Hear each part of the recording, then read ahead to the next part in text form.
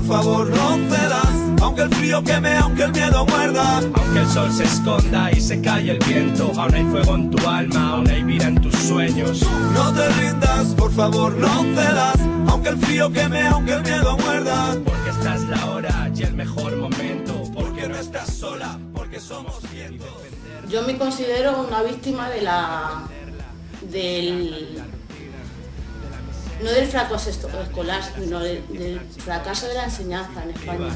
Y defendamos la alegría porque el día a día ruina, pero nuestra sonrisa no la doma el poder. Y defender la valentía de creer en utopías, porque con mi experiencia en la escuela fue un fracaso escolar. Ir al cole, estudiar, ser libre para soñar. Solo quieres ser un niño normal y no conocer los miedos de un adulto antes de ser su edad. Y defendamos la alegría. Estoy separada. Bueno, divorciada, luego tuve una segunda pareja y me separé también, la dejé. Total, que los padres colaboran cuando quieren. Estoy nada más que, más bien estoy todo el día en el juzgado, reclamando la manutención de mis hijos. Y defender la alegría como una bandera que no te hace prisionera, que no cree en dioses ni fronteras. Defendamos perseguir nuestras quimeras porque... Mi experiencia personal en la escuela fue que, bueno, me ha servido para que no esté realizada, no me sienta realizada nunca. Y a modo personal no he tenido un trato muy de calor. Entonces yo he tenido situaciones familiares un poco complicadas desde pequeña y en vez de prestarse una atención con un cariño, no fue así, todo lo contrario, me sentaba en la fila de atrás porque tenía problemas y porque era un poco molesto. Mi experiencia en el colegio pues era buena, pero había problemas familiares, entonces yo no daba mucho que estirar en los estudios. Entonces llegó una temporada de que como veía que no rendía mucho en el colegio, por circunstancias, pues decidí ponerme a trabajar. Hasta segundo fue estupenda, pero me cambió mi madre de colegio al Colegio El Salvador porque había comedor allí y nada, y pegó un bajón, pero tremendo. Yo abandoné la escuela porque me sentía frustrada, no encontraba mi camino allí para nada. A los 13 años suspendí octavo y ya no repetí ni nada porque le dije a mi madre que no quería ir al colegio, y me dejó a trabajar. Luego es que mi mamá y mi papá no se vean tampoco, eran como en la edad de pueblo, que no habían estudiado, no sabían, mi mamá poco escribía y no tenía esa ayuda. Y me sacaron del colegio, y fui a un instituto privado. Mi madre invirtió todo lo que tenía para que yo siguiera estudiando y él fue todavía peor. Ha habido en la mayoría de estos alumnos de fracaso escolar todo un proceso desde que se escolarizan y antes, en el ámbito que viven, en el contexto social en el que se desarrollan, y la escuela responde a ese mismo contexto con un estigma constante de tú no vales, tú no puedes, tú no eres, y tú tienes que ir aprendiendo que no vales para nada, y se va asumiendo poco a poco una conciencia de infravaloración de uno mismo. Pues me he arrepentido toda mi vida de ello, de no haber seguido estudiando. Yo trabajar en cualquier sitio por 4 duros, porque en mi casa hacía mucha falta el dinero, y trabajar y la vida loca. La vida loca porque yo estaba perdida, no sabía lo que quería. Yo ya me sentía como que era, pues eso, negativa para la sociedad. Hasta para ser barrendera te piden el graduado escolar y yo no tengo el graduado escolar. Desde haber rozado el mundo de la droga hasta la falta de respeto familiar, sí, yo creo que sí. He perdido muchos principios. Cuando los alumnos nos venían con 15, 16, 17 y 18 años y les comenzabas a decir, oye, yo estoy aquí contigo porque tú vales la pena. Y tú tienes grandes valores que vamos a trabajar juntos desde este primer momento. A los 2 o 3 meses esos chavales eran diferentes. y habían recuperado algo fundamental en la mayoría de los que asumen su fracaso, y es que son personas valiosas, con cualidades, y que tienen que tomar su proyecto de vida en sus manos para salir adelante. Y la mayoría de los chavales que habían sido expulsados del sistema educativo formal y habían ido a esa última posibilidad de recuperarse, retomaban su vida y eran, ya digo, absolutamente diferentes. Recuperaban hasta la alegría de vivir. Yo creo que se hace el mundo más chiquitito cuando no has estudiado lo suficiente, y sobre todo por eso, porque te sientes que no estás realizada.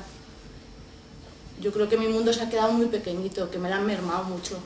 Generan expectativas de la cultura del esfuerzo, y cuanto más te esfuerces, más éxito vas a tener, mejor vas a ser, más vas a poder competir en el mercado y demás.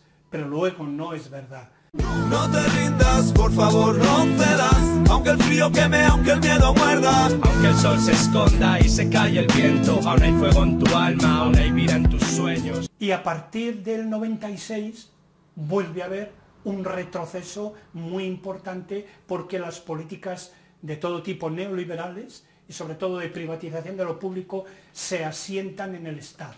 O sea, los enemigos de lo público llegan al Estado para privatizar lo público y llevarlo al mercado. Porque hace 3 años había en el colegio nuestro, por ejemplo, había logopedas, había psicólogos, fisioterapeutas también había, que hay niños que lo necesitan, y este año ya no los hay. El eslogan dominante en los debates previos a las elecciones era: no tocaremos la salud, no tocaremos la educación. Bueno, pues es lo primero que se toca. En el 2011, en el mes de julio, la Comunidad de Madrid, que ya venía haciendo recortes desde el año 2000, cuando hay transferencias, y privatizando, es en ese momento, en esos años, cuando se dan 2,5 millones de metros cuadrados para construir centros concertados, que aumentan exponencialmente en estos años, y comienza a haber una disminución del presupuesto para la escuela pública, que en estos 2 últimos años ha sido una disminución del 17% de los presupuestos en la educación pública y un aumento del 12% en la educación privada concertada.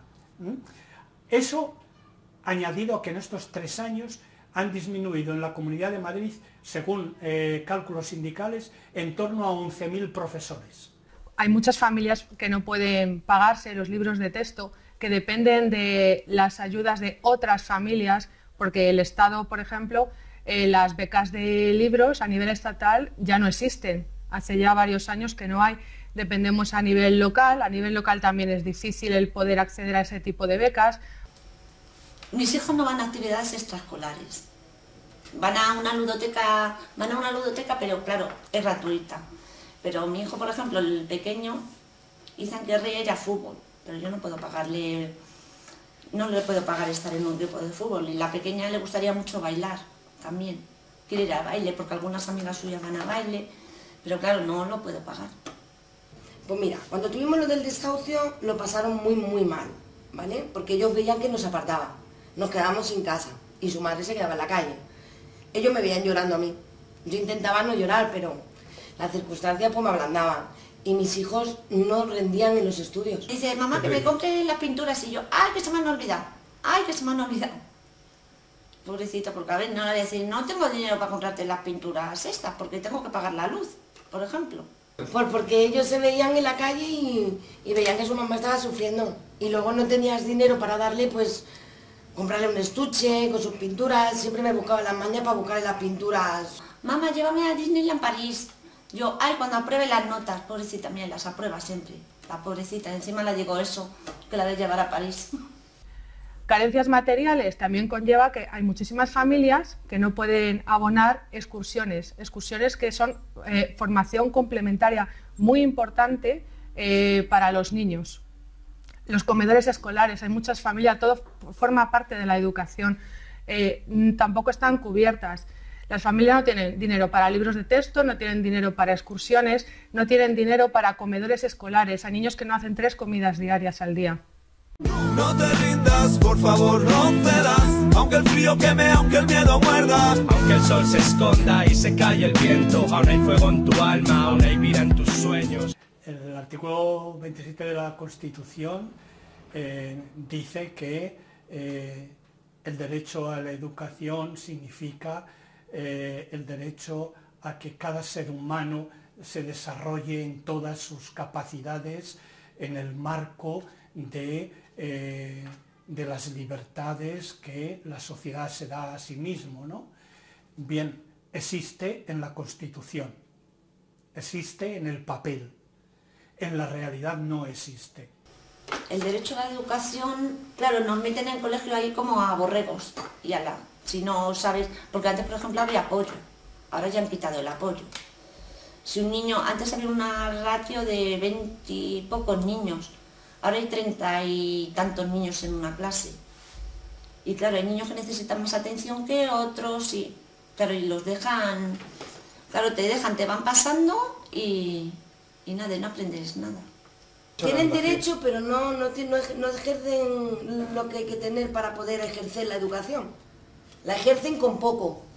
No son solo las que están hoy enmarcadas como fracasadas escolares, que se aproxima en torno al 26, 28, 30%, las que abandonan el sistema educativo, sino que hay muchas más, que son personas que han sido expropiadas de su capacidad de ser personas críticas, personas fraternas. no te rindas, por favor, no cedas, aunque el frío queme, aunque el miedo muerda, Aunque el sol se esconda y se calle el viento, aún hay fuego en tu alma, aún hay vida en tus sueños. Aunque parezca mentira, en el año 2000 se reúne por primera vez lo que se conoce como el mercado mundial de la educación, que no es conocido porque se ha ocultado y ha seguido reuniéndose hasta hoy, donde en ese espacio se reúnen gobiernos, se reúnen empresas dedicadas al mercado de la educación y expertos de todo tipo, para plantearse la necesidad de seguir privatizando, porque de lo que se trata es de que la educación es realmente un campo de negocio. La gente se rasga las vestiduras cuando se pretende privatizar la sanidad pública haciendo hospitales semiprivados, pero parece que aquí en este país tenemos como muy asumido que haya colegios subvencionados que hagan negocios con dinero público, que cobren lo que yo llamo entre comillas el impuesto revolucionario a las familias, cuando las familias no tienen por qué pagar ni un duro si llevan a sus hijos a un colegio subvencionado. Entonces, a ver, si el que paga en un colegio paga porque son mejor los profesores o por otras circunstancias, vale, pero yo me imagino que esas circunstancias que por lo que ellos pagan deberían de ser también en los otros colegios públicos, que no haya que pagar, para que todos los niños tengan el mismo derecho de educación. No porque tú pagues te van a enseñar más y tú por no pagar tienes lo justo. Creo que todo el mundo tiene derecho a una educación sin gastarse ni un duro. No hay por qué gastarse un duro para ser educado. Creo que, además que es clasista, que hacen clases con eso. Tú estás pagando allí 600 euros o 800 y ¿cómo te va a suspender el niño? Es un negocio. Que en España, en torno al 32% de la población está en centros privados concertados o privados. Los concertados reciben dinero público para su negocio privado y los privados cobran en el libre mercado a quien quiera pagar la educación que ellos ofrecen. Ese sería el panorama del mercado en este momento. De tal manera que podemos decir que en la educación del ser humano, el derecho a la educación es un derecho vendido. no te rindas, por favor, no cedas, aunque el frío queme, aunque el miedo muerda, Aunque el sol se esconda y se calle el viento, aún hay fuego en tu alma, aún hay vida en tus sueños. Entre mi infancia y la de mis hijos no ha cambiado. No ha cambiado, porque mi madre tenía problemas económicos, mi madre no nos podía apuntar a la academia, el colegio, en el comedor nos quedábamos, pero mi madre echaba la beca y tenía que pagar. No me acuerdo cuánto, pero sé que tenía que pagar mi mamá. Y ahora pues estamos igual, su madre tiene problemas, esto es hereditario yo creo. Son familias con muchas necesidades, entonces eso es directamente proporcional a lo que imaginan en su futuro para sus hijos. Muchas de ellas no pueden pensar en el mañana, piensan en el hoy, en el aquí y en que los niños vayan al colegio, pero sin más perspectiva. Y la respuesta que dan es que es suficiente con que el 15-20% de la población escolarizada esté bien formada en el campo de las ciencias, en el campo de las humanidades y sobre todo en el campo de la gestión, porque con ese número será suficiente para gestionar el sistema. Hay un 6, un 8% de personas también que el sistema necesita que estén muy bien preparadas en el campo tecnológico para aplicar las investigaciones y los avances científicos a la vida cotidiana de los seres humanos. Y plantean que el gran problema que tiene este sistema es la gobernabilidad del resto, del otro 75 o 80% de la población, y que para hacerlo gobernable es fundamental generar un sistema educativo basado en el aprendizaje de la ignorancia, entendiendo como ignorancia que el volumen de los conocimientos del currículum o que los alumnos deben de aprender debe aumentar de manera ilimitada para que mientras aprenden de forma memorística todo ese tipo de conocimientos, no aprendan críticamente a conocer los problemas que el ser humano tiene en la sociedad actual. Y, por tanto, no se comprometan nunca con dar respuestas comprometidas ética y políticamente en la solución de esos problemas humanos. Le interesa que siga habiendo incultos en la vida, que no luchen, que no sepan conocer, que no tengan conocimientos para no saber luchar ni tirar para adelante. Y le interesa una sociedad que esté frustrada. Siempre hablamos de los recortes económicos que son fundamentales, ¿no? Necesitamos que haya un soporte para que podamos educar a las criaturas, pero yo creo que el mayor recorte que están sufriendo la educación en nuestro país es un recorte de la libertad, es un recorte ideológico, ¿no? La educación del ser humano no puede estar en función de una única dimensión de ese ser humano, que es la economía, que es, en el mejor de los casos, de su desarrollo profesional, que es importante. Pero este sistema dominante ha conseguido un gran triunfo, y es que ha conseguido que los llamados ciudadanos de hoy, que somos nosotros, aceptemos que todo nuestro desarrollo humano esté en función de las necesidades de una economía que está basada en la expropiación de los demás, del beneficio máximo de unos pocos, de la explotación de la mayoría. Hay que educar a la gente para que sea feliz en su trabajo. Educar hoy es caminar y hacer que la humanidad camine en procesos de humanización creciente. ¿Qué quiero decir con eso? Quiero decir que se trata de que cada ser humano saque de sí mismo lo mejor que tiene.